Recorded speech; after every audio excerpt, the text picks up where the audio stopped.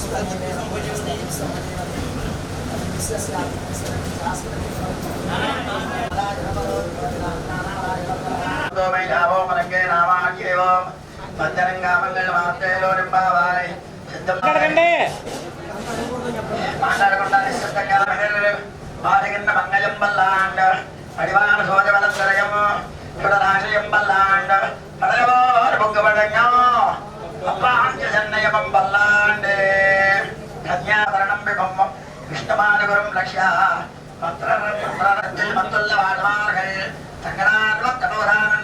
పొందుం పరివారే వెళ్ళిపోతూర్ పత్రవిరాన్ పెద్దాన్ పెరియాడివారెన్నో. అందరూ గట్టిగా చెప్పండి. ఓం నమో భగవతే వెంకటేశాయ శ్రీనివాసాయ ఆత్మనే ప్రణతః క్లేశనాశాయ గోవిందాయ ఆత్మనే ప్రణతః క్లేశనాశాయ గోవిందాయ నమో నమః. ఓం నమో భగవతే వెంకటేశాయ శ్రియా ధ్యాసిత వక్షసం శృతచేతన మందారం శ్రీనివాస అహం భజే పితరం మాతరం